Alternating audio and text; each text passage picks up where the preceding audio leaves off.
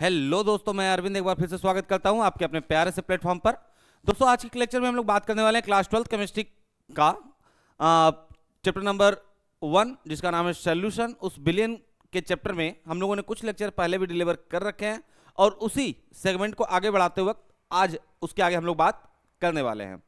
उससे पहले यदि आप लोग चैनल पे नए हैं तो चैनल को सब्सक्राइब कर दीजिएगा और वीडियो यदि आपको पसंद आ रही हो तो वीडियो को लाइक भी कर दीजिएगा और अपना सुझाव देना ना भूलें, क्योंकि आपका सुझाव हमारे लिए अत्यधिक महत्वपूर्ण है, क्योंकि उस सुझाव की वजह से ही हम अपने आप को सुधारने का प्रयास करते रहेंगे। चलिए, तो आइए मिलते हैं आज की टॉपिक के साथ।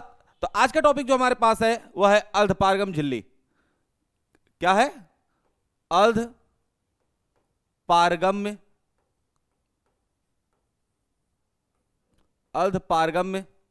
झिल्ली। ठीक है, अब बात ये आती है कि अर्धपारगम्य झिल्ली किसे कहते हैं, अर्धपारगम्य झिल्ली किसे कहते हैं या फिर क्या होता है। ठीक है, अर्धपारगम्य झिल्ली किसे कहते हैं या फिर क्या होता है, इसके बारे में हम लोग बात करने वाले हैं। आई होप आपको लिखा हुआ अच्छे से विजिबल हो रहा होगा। ठीक है, यदि ठीक है फिर भी मैं कलर चेंज कर ले रहा हूं क्योंकि रेड कलर थोड़ा अच्छे से विजिबल नहीं हो रहा है। नन कोई नहीं, चलिए। वे झिल्लियां जिनमें से केवल, यानी कि अर्धपारगम झिल्ली क्या होता है? वे झिल्लियां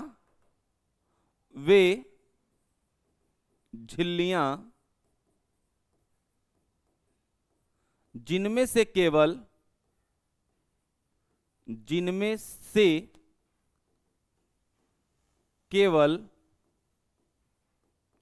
विलायक के कण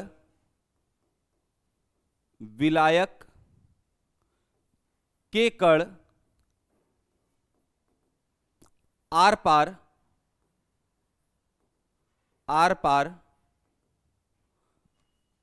गमन कर सकते हैं, परंतु विलेय के कण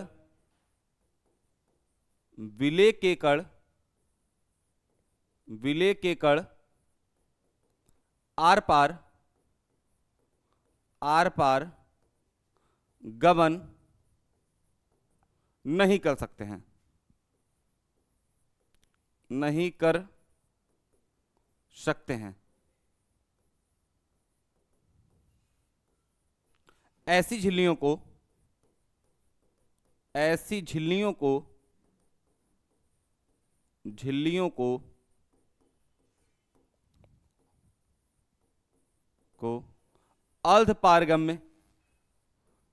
अर्धपारगम्य झिल्ली कहा जाता है। अर्धपारगम्य झिल्ली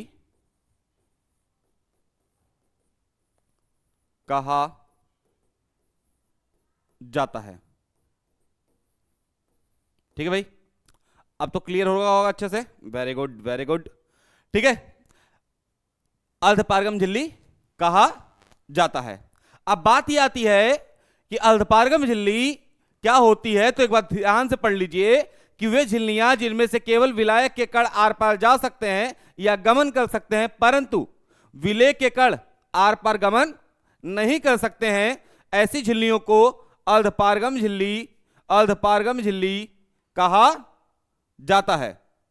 अर्धपारगम झिल्ली कहा जाता है। ठीक है बेटा, बात समझ में आ रही है? ठीक है, अब बात यह आती है कि झिल्लियां कितने प्रकार की होती हैं। यदि बात की जाए कि झिल्लियां कितने प्रकार की होती हैं, कितने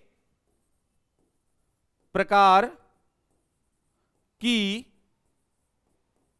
होती हैं, तो झिल्लियों के प्रकार की बात करें तो झिल्लियों को दो प्रकार से वर्गीकृत करते हैं।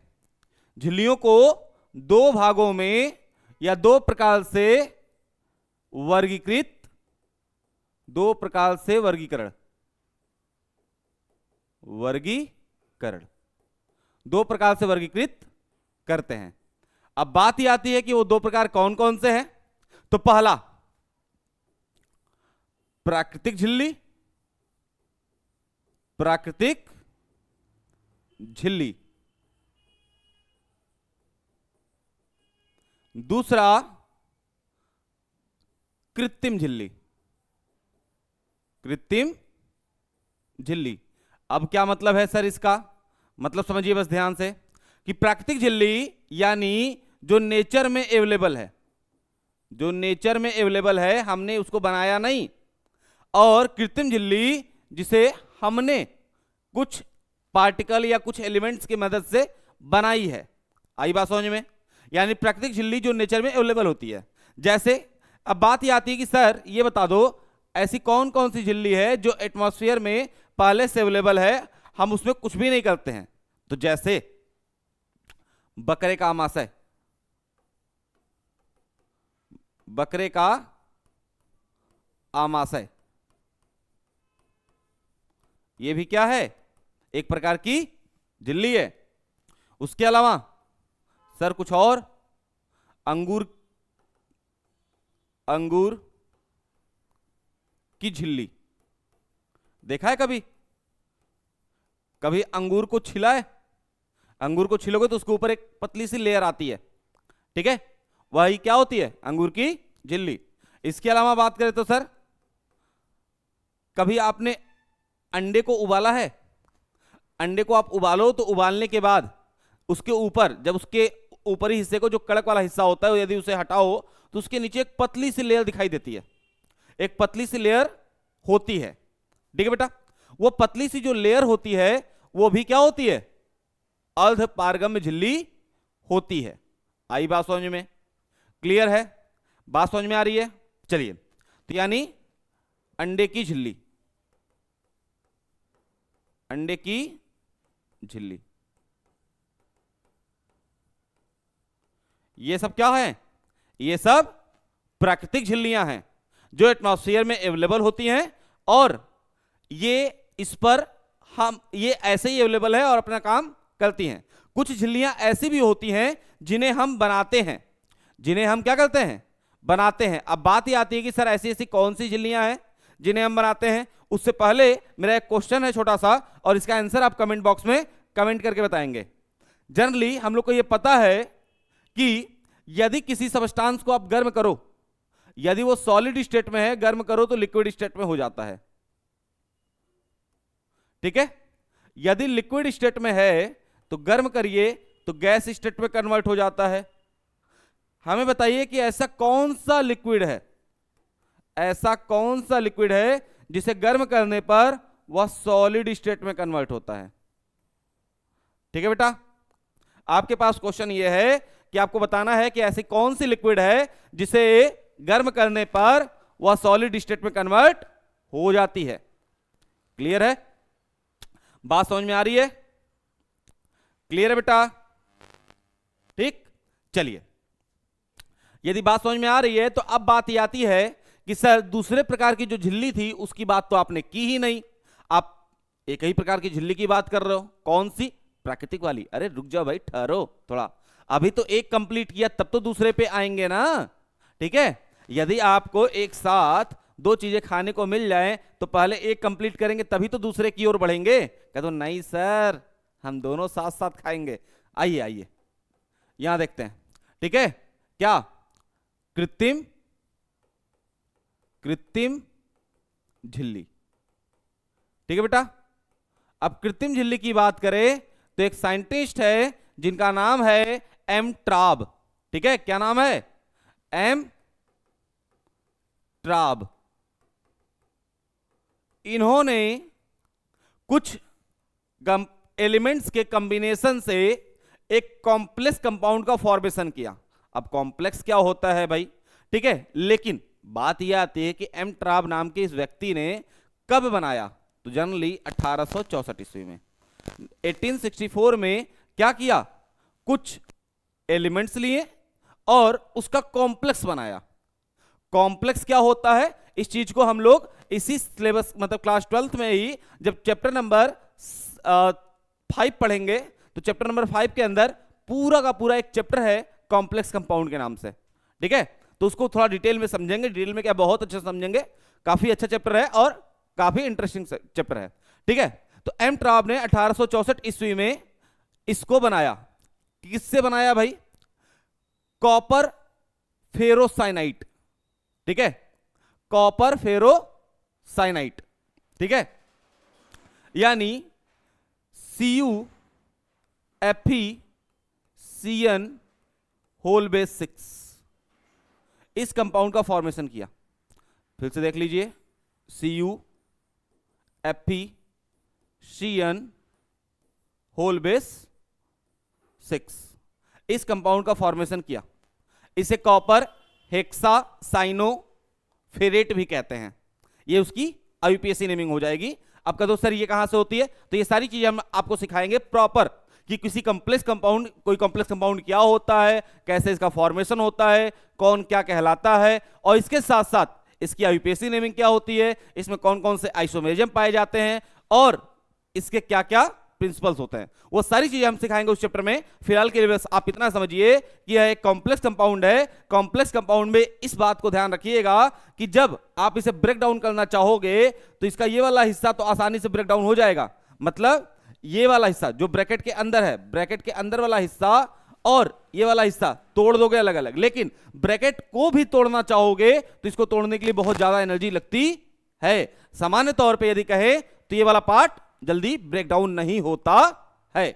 अब उसमें भी दो अवस्थाएं हैं कि वो दुर्बल कॉम्प्लेक्स है या फिर प्रबल कॉम्प्लेक्स है, यानी कि स्ट्रॉन्ग कॉम्प्लेक्स है या वीक कॉम्प्लेक्स है, तो उसके अकॉर्डिंग और भी बातें उसमें होती हैं। क्लियर है बेटा? बात समझ में आ रही है? चलिए, यदि इतनी बातें समझ में आ रही हैं तो इसके आगे थोड़ा सा बात करते हैं और एक तरीके से ये बात करें कि ये बात तो ठीक है सर, ये दो प्रकार की झिल्लियां होती हैं। पहली झिल्ली होती है जो नेचुरल होती है और दूसरी जो होती है वो आर्टिफिशियल होती है। आर्टिफिशियल झिल्ली जो होती है उसको बनाने वाले व्यक्ति का नाम एम ट्राब है और उन्होंने 1864 ईस्वी में कॉपर हेक्सासाइनोफेरेट की सहायता से इस कंपाउंड को बनाया था। मतलब ये कंपाउंड बनाया था और ये कंपाउंड ही क्या है? अर्धपारगम्य झिल्ली है। इसके साथ साथ एक नोट पॉइंट आप लिखिएगा, नोट पॉइंट लिख लीजिएगा। इसके साथ साथ यदि आपको इस पूरे सिलेबस का नोट्स चाहिए तो आप हमसे कांटेक्ट कर सकते हैं हमारे नंबर पर 8960264320 पर। इस नंबर पर आप हमें व्हाट्सएप कर सकते हैं। व्हाट्सएप करके आपको नोट्स चाहिए फिजिक्स की, केमिस्ट्री की, बायो की, इंग्लिश, हिंदी, तो आप हमें मैसेज कर सकते हैं, व्हाट्सएप कर सकते हैं, कॉल कर सकते हैं और कॉल करके आप अपने नोट्स के लिए बातचीत कर सकते हैं। ठीक है, तो चलिए आगे बात करते हैं। अब यहां पे एक नोट पॉइंट जरूर लिख लीजिएगा, नोट पॉइंट समझ लीजिएगा थोड़ा ध्यान से कि सबसे पहली चीज जो चर्म पत्र होता है। अब चर्म पत्र क्या होता है भाई? चर्म पत्र यानी पहले आप देखोगे तो एक पतली सी कागज होती थी जो लगता था कि लकड़ी का है। ठीक है, लकड़ी से निकाली गई पतली सी कागज, हालांकि कागज लकड़ी का ही बनता है लेकिन वो एक्चुअल में लगता था, तो उसे चर्म पत्र कहते हैं। उस चर्म पत्र पर भी लिखावट होती थी, उस चर्म पत्र पर भी लिखते थे। ठीक है, तो जो चर्म पत्र होता है वो भी एक प्रकार की झिल्ली होती है जिसमें पारगम्य एवं अर्धपारगम्य दोनों प्रकार की प्रक्रियाएं होती हैं। मतलब यदि पारगम्य है तो इसका मतलब यह है कि इसमें विलेय और विलायक, इसमें विलेय और विलायक दोनों प्रकार के दोनों प्रकार के कणों का गमन होगा। मतलब विलेय भी जा पाएगा और विलायक भी जा पाएगा। लेकिन यदि अर्धपारगम्य है, अर्ध मतलब आधा, पारगम्य मतलब जा सकते हैं, तो पारगम्य मतलब दोनों विलेय और विलायक दो ही चीजें हैं, दो कड़े हैं हमारे पास। यदि दोनों जा सकते तो पारगम्य हो गया और इनमें से यदि कोई एक जा सकता है तो अर्ध पारगम्य हो गया। बात समझ में आ रही है? तो अर्ध पारगम्य होने का मतलब कि केवल विलायक का कण ही पास होगा। बात समझ में आ गई बेटा? क्लियर है यहां तक? यहां तक यदि दिक्कत है तो जल्दी से कमेंट करके बता दीजिएगा, और नहीं दिक्कत है तो आप हमें वीडियो को लाइक भी करिएगा, चैनल को सब्सक्राइब भी करिएगा यदि चैनल पे पहली बार है। अब अगली बात हम लोग करें तो अगला टॉपिक हमारे पास है ऑस्मोटिक प्रेशर यानी परासरण दाब। अब बात यह आती है कि परासरण दाब क्या होता है। परासरण दाब क्या होती है? ठीक है बेटा, परासरण दाब क्या होती है, ऑस्मोटिक प्रेशर किसे कहते हैं, इसकी बात करें। ठीक है, यदि दाब को व्यक्त करने की बात करें तो दाब को व्यक्त करने के लिए बहुत सारे अलग अलग डिफिनेशंस हैं। यदि आप बुक देखोगे तो उसमें भी आपको कई डिफिनेशंस मिल जाएगी। उसमें से सारे नहीं लिखेंगे हम लोग, कुछ लिखेंगे। ठीक है, एक दो समझने का प्रयास करेंगे। ठीक है, समझिए थोड़ा ध्यान से। किसी विलयन का परासरण दाब, किसी विलयन का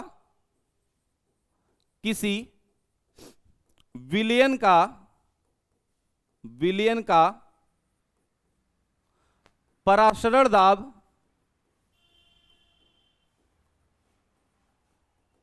किसी विलयन का परासरण दाब बाह्य दाब का वह न्यूनतम मान है।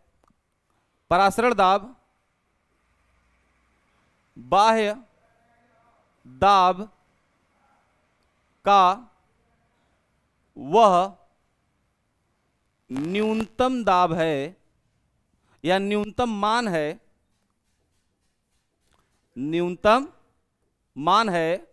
यानी किसी विलयन का परासरण दाब, किसी विलयन का परासरण दाब वह न्यूनतम मान है जो उस विलयन पर लगाने से जो उस विलयन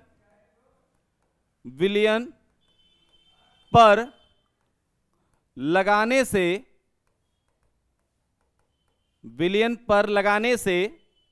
विलयन पर विलयन के वाष्प दाब को विलयन के वाष्प दाब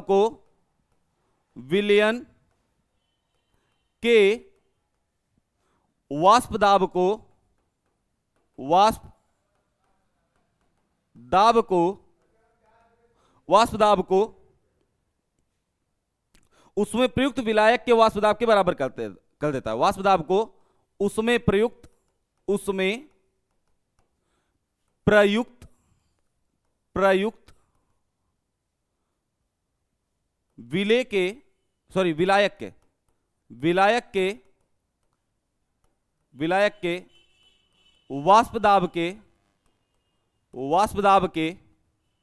के वाष्प दाब के बराबर कर देता है, बराबर कर देता है।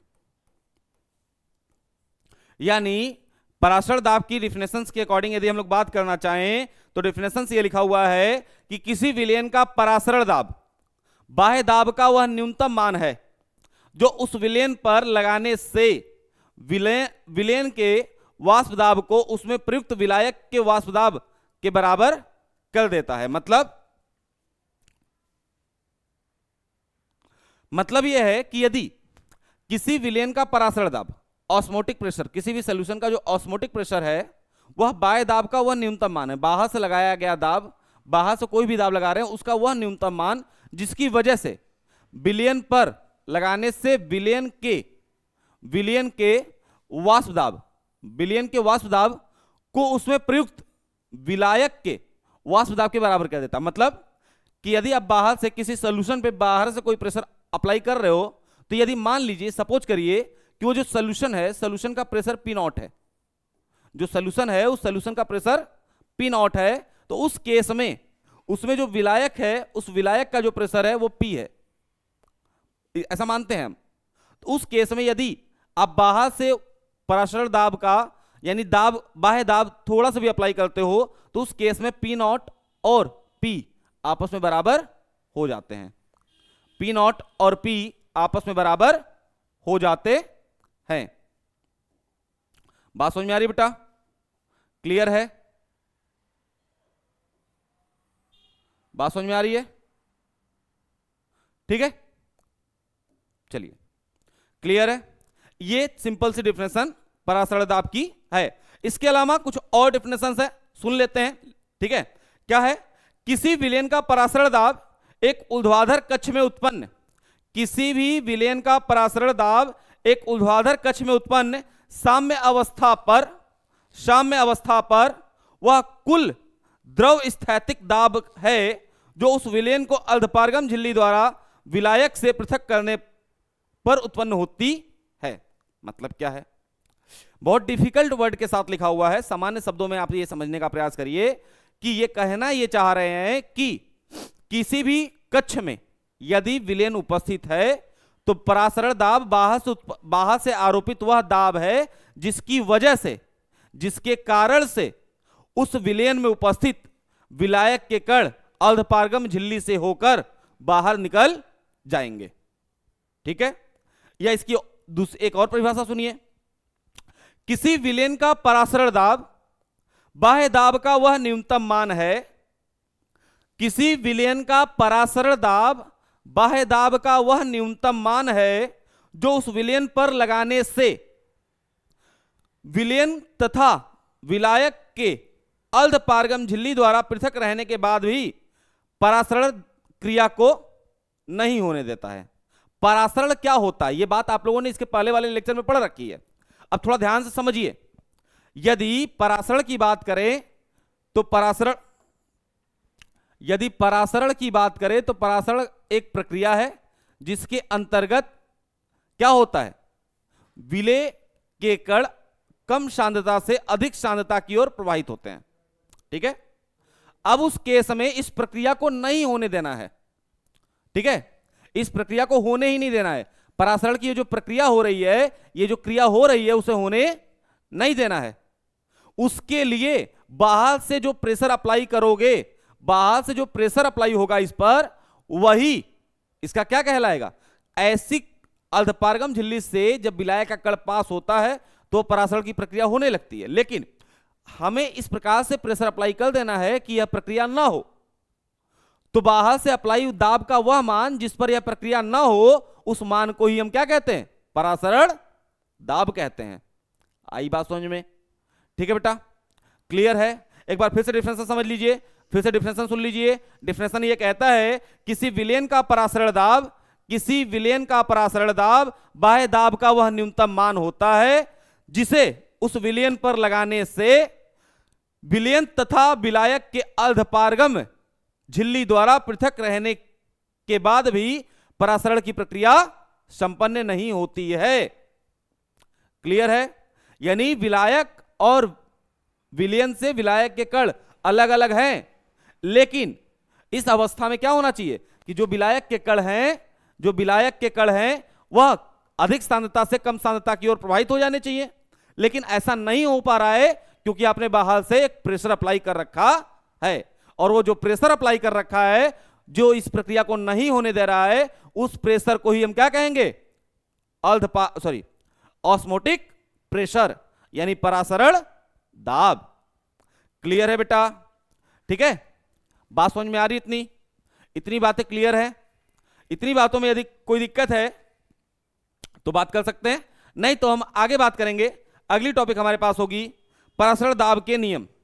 ठीक है, परासरण दाब के नियम। परासरण दाब के नियम।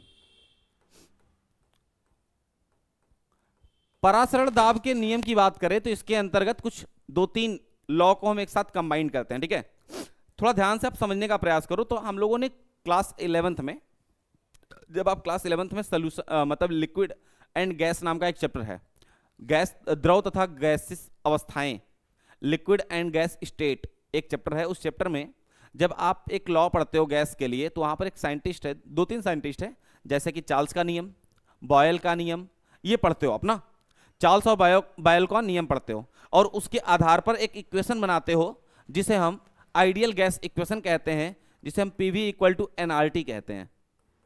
ठीक है, जहां पी क्या होता है, प्रेशर होता है, वी क्या होता है, वैल्यूम होता है, एन क्या होता है, नंबर ऑफ मोल्स होते हैं, आर क्या होता है, गैस कांस्टेंट होता है, और टी क्या होता है, उस गैस का टेम्परेचर होता है। ठीक है, ये आप पढ़ते हो वहां पे। ठीक उसी लॉ को थोड़ा सा मॉडिफाई करके यहां पर एक साइंटिस्ट है जिनका नाम है वन हाफ। ठीक है, तो उन्होंने बॉयल के नियम को थोड़ा सा मॉडिफाई किया और चार्ल्स के नियम को थोड़ा सा मॉडिफाई किया, थोड़ा थोड़ा चेंज किया, और चेंज करके इस नियम को ही ये नियम किसके लिए था? गैस के लिए। और चार्ल्स और बॉयल के इस नियम को वान हाफ ने मॉडिफाई करके लिक्विड पर अप्लाई कर दिया। किस पर अप्लाई कर दिया? लिक्विड पर अप्लाई कर दिया। और जब लिक्विड पर अप्लाई कर दिया तो ये नियम किसके लिए अप्लाई हो गया? लिक्विड के लिए। यानी जो नियम अभी तक हम गैस और द्रव के लिए पढ़ रहे, सॉरी गैस के लिए पढ़ रहे थे, अब वो किस पे अप्लाई है? लिक्विड पे अप्लाई है। ठीक है, यानी द्रव अवस्थाओं पर अप्लाई है। अब उसके बारे में बात करते हैं। तो जनरली हमने जैसा कि बताया आपको, ठीक है, साइंटिस्ट कौन है? वान हाफ, जिन्होंने चार्ल्स के नियम को थोड़ा सा मॉडिफाई किया और बॉयल के नियम को भी थोड़ा सा मॉडिफाई किया। तो उनके अनुसार जो पहला नियम आया, तो उन्होंने बॉयल के नियम को मॉडिफाई करके बॉयल वान हाफ नियम दिया। ठीक है, बॉयल वांट हाफ नियम दिया। ठीक है बेटा, अब बात ये आती है कि बॉयल वांट हाफ नियम क्या होता है, क्या स्टेटमेंट है इसकी? तो स्टेटमेंट है, इस नियमानुसार स्थिर ताप पर किसी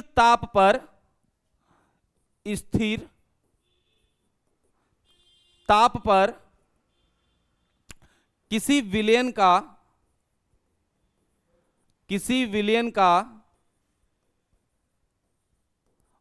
का दाब, ठीक है, किसी विलयन का परासरण दाब आप कह सकते हो, ठीक है, जिसे हम पी से रिप्रेजेंट करेंगे।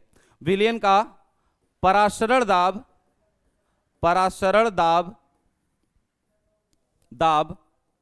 विलयन की सांद्रता के, परासरण दाब विलयन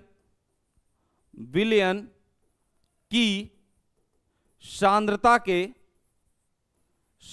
के विलयन की सांद्रता के अनुक्रमानुपाती होती है। अनुक्रमानुपाती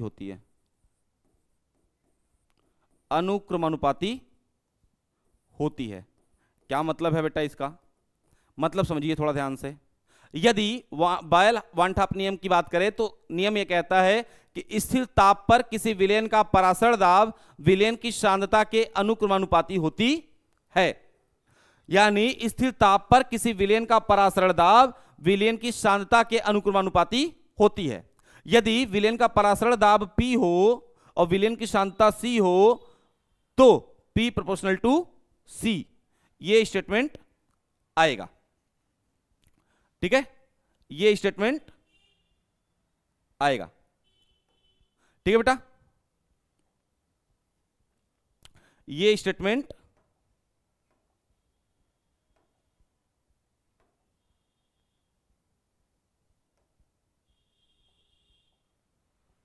चलिए, ये स्टेटमेंट आएगा। अब ये P प्रोपोर्शनल टू C क्या कहता है भाई? जनरली आप यदि याद करोगे तो क्लास 11th में जब हम लोगों ने इस नियम को पढ़ा था तो ये नियम क्या था कि स्थिर ताप पर किसी गैस का दाब उस गैस की आयतन के व्युत्क्रमानुपाती होती है। ठीक है बेटा, यही तो बोला गया ना। क्लास 11th का जो स्टेटमेंट है, क्लास 11th की स्टेटमेंट में आपसे यह कहा गया कि किसी गैस का दाब उस गैस की आयतन के व्युत्क्रमानुपाती होती है। यानी स्टेटमेंट वहां पे था हमारे पास, वहां पे था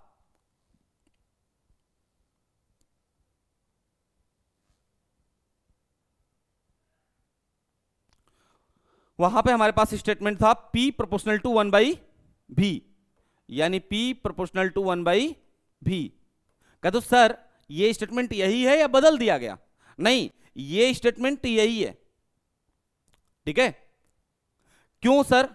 क्योंकि ये जो C लिखा हुआ है ना, ये है सांद्रता, और सांद्रता का मतलब होता है C इज इक्वल टू होता है N/V। C is equal to क्या होता है? N/V। N क्या है? मोलों की संख्या,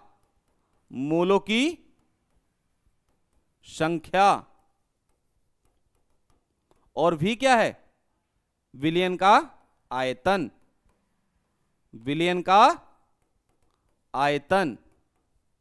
अब यही बात थोड़ा ध्यान से समझिएगा कि C बराबर है N/V।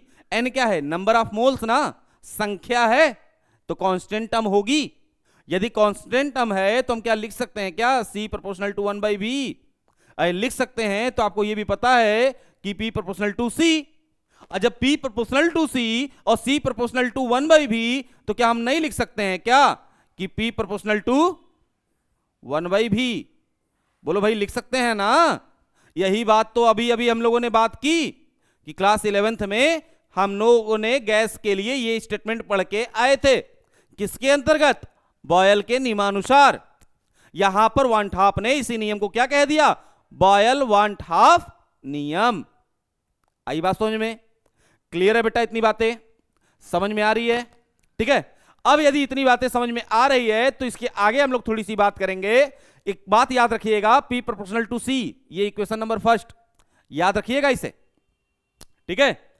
इसी के बाद अगले लाइन में हम लोग बात करेंगे चार्ल्स वांट हाफ नियम। ठीक है। चार्ल्स वांट हाफ नियम। अब बात यह आती है कि चार्ल्स वांट हाफ नियम क्या होता है। ठीक है। चार्ल्स वांट हाफ नियम क्या होता है, तो आइए समझते थोड़ा। चार्ल्स वांट हाफ नियम की यदि बात करें, ठीक है, तो चार्ल्स वांट हाफ नियमानुसार एक स्टेटमेंट आती है। स्टेटमेंट क्या है कि स्थिर सांद्रता पर किसी विलयन का परासरण दाब उस विलयन की ताप के अनुक्रमानुपाती होती है। लिख देते हैं, स्थिर सांद्रता पर किसी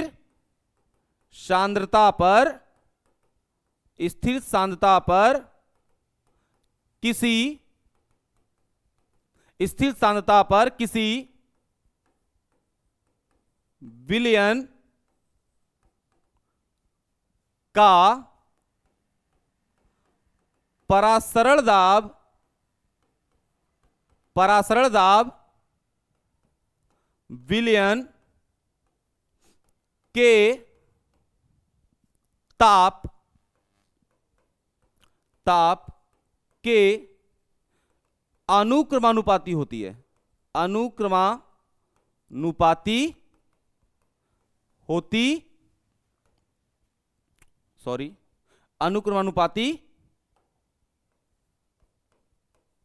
होती है। अर्थात यहां पे स्टेटमेंट निकल के आता है P प्रोपोर्शनल टू T। ये रहा समीकरण नंबर 2। समीकरण नंबर 1 के अंतर्गत हम लोगों ने क्या बनाया? P प्रोपोर्शनल टू 1/V, या तो इसके अलावा कह सकते हैं P प्रोपोर्शनल टू C। और स्टेटमेंट 2 के अकॉर्डिंग क्या बनाया? P proportional to T। अब समीकरण तथा 1 तथा 2 के अनुसार, या लिख सकते हैं समीकरण 1 तथा 2 से। यदि समीकरण 1 और 2 से बात करें तो समीकरण 1 तथा 2 से क्या लिख सकते हैं सर? क्या हम P प्रोपोर्शनल टू CT लिख सकते हैं? क्या हम P प्रोपोर्शनल टू CT लिख सकते हैं क्या? क्योंकि P प्रोपोर्शनल है C के और P ही प्रोपोर्शनल है T के। लिखा जा सकता है।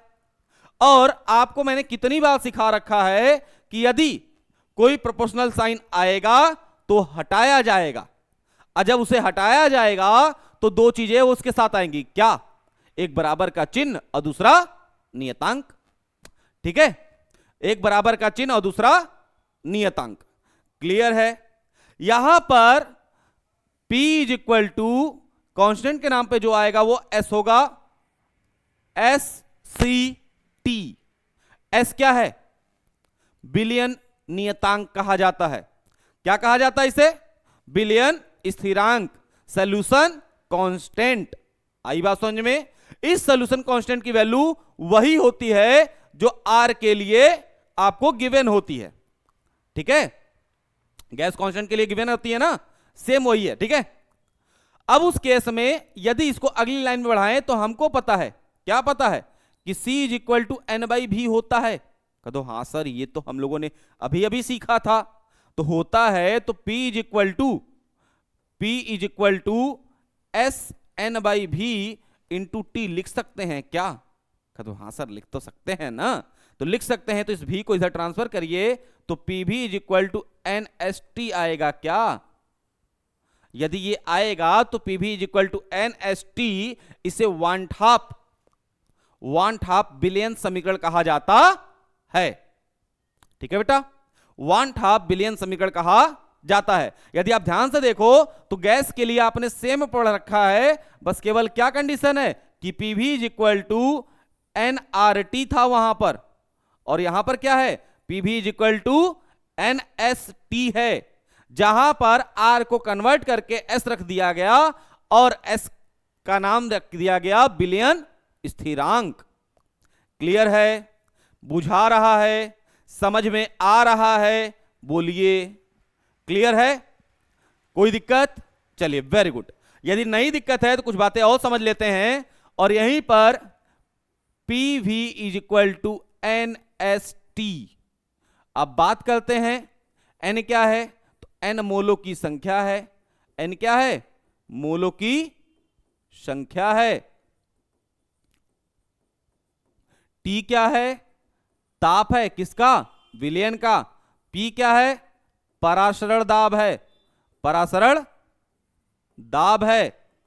और वी क्या है? तो विलयन का आयतन है। विलयन का आयतन है। क्लियर है बेटा इतनी बातें? अब इतनी बातें यदि क्लियर है तो इसमें यह भी जान लीजिए कि एन जो मोलों की संख्या है वह बराबर होता है डब्ल्यू बाई एम के। डब्ल्यू क्या है? इसका वेट है। एम क्या है? इसका मॉलिक्यूलर वेट है, यानी भार बटे अणु भार। भार बटे अणु भार। ठीक है, समझ में आ रहा है? N is equal to W by M, भार बटे अणु भार। इतनी बातें यदि आपको समझ में आ गई तो बता दीजिए। समझ में आ गई तो एक बार कमेंट करके भी बता दीजिएगा कि हाँ सर समझ में आ रही है। ठीक है, बहुत ही मेहनत से आप लोगों के लिए वीडियो तैयार किया जा रहा है, बहुत ही गर्मी में। तो वीडियो पे चैनल पे नए हैं तो चैनल को सब्सक्राइब कर दीजिएगा, और वीडियो पसंद आ रहा हो तो वीडियो को लाइक जरूर करिएगा, और अपना सुझाव देना ना भूलिए। ठीक है, कि हाँ सर ये सुझाव होना चाहिए आपके लिए। ठीक है, चलिए इतनी बातें समझ में आ गई? Very good. अब इतनी बातें समझ में आ गई तो दो काम और रह गया हमारे पास, वो ये कि सर ये जो एस था हमारे पास, उस एस की वैल्यू कितनी है? आपने तो ये कह दिया कि एस की वैल्यू आर के बराबर होती है, लेकिन कितनी होती है? ठीक है, कह दो आर अपने को तो क्या पता, अपना तो 11th ही बर्बाद हो गया था सर उसकी चक्कर में। किसकी चक्कर में पता नहीं, चलिए आइए देखते हैं। ठीक है, अपना उसकी इसकी चक्कर देखते रहना तुम लोग। अब आर एस की वैल्यू की बात करें तो एस की वैल्यू देखो डिपेंड करेगा इस बात पर कि इसकी वैल्यू आप किस में लिख रहे हो। जैसे इसकी एक वैल्यू 0.0821, एस की एक वैल्यू 0.0821, एस की दूसरी वैल्यू 8.314 इंटू 10⁻⁷। कह दो सर यही एक एस है, इसकी दो वैल्यू है। अब रही बात कि सर दो वैल्यू में तो सही कौन सी है? चलो एक और कंफ्यूजन तुम्हारे लिए लाई लेते हैं। तो s इज इक्वल टू 8.314 एक और वैल्यू। कह दो सर तीनों में से सही कौन सा है, और तीनों में से कब किसको यूज करना है? ठीक है, तो देखो भाई तीनों के तीनों सही है ना, कोई दिक्कत नहीं है। बस कंडीशन इतनी है कि जब आप क्वेश्चन लगा रहे होगे तो आपको इस बात का ध्यान देना है कि जो क्वेश्चन में आपको डाटा गिवन है उस डाटा की सारी वैल्यू किस सिस्टम में अवेलेबल है, एमकेएस सिस्टम में या फिर सीजीएस सिस्टम में। यदि एमकेएस में अवेलेबल है तो आपको कौन सी वैल्यू यूज करनी है, और सीजीएस में यदि अवेलेबल है तो आपको कौन सी वैल्यू यूज करनी है। यदि एमकेएस में अवेलेबल है तो आपको लास्ट वाली वैल्यू 8.314 यूज करनी है, जिसका मात्रक होता है जूल प्रति केल्विन प्रति मोल। जूल प्रति केल्विन प्रति मोल। कौन सा किस मतलब किस सिस्टम में है, तो एमकेएस सिस्टम में है। ठीक है, अब ये एमकेएस सिस्टम क्या होता है सर, तो इसके लिए क्लास 11th में आप लोगों ने डायमेंशन तो पढ़ा ही होगा ना, बीमा पढ़ा ही होगा, इतना बर्बाद करके तो नहीं आए होगे उम्मीद है। नहीं सर, हमें क्या पता, हम तो उसके चक्कर में बर्बाद कर आए। अरे बर्बाद कर आए तो कोई बात नहीं, फिलहाल के लिए बस समझ लो, किसी भी यूनिट को मेजरमेंट करने के लिए, किसी भी यूनिट को मापने के लिए दो तरीके होते हैं, एक सीजीएस सिस्टम होता है और एक एमकेएस सिस्टम होता है। नहीं सर, एक और होता है पीपीएफ सिस्टम। ठीक है, तो छोड़ दो उसको, फिलहाल के लिए जो हमारे लिए आवश्यक है हम उसकी बात कर रहे हैं। ठीक है, एक सीजीएस सिस्टम और दूसरा एमकेएस सिस्टम।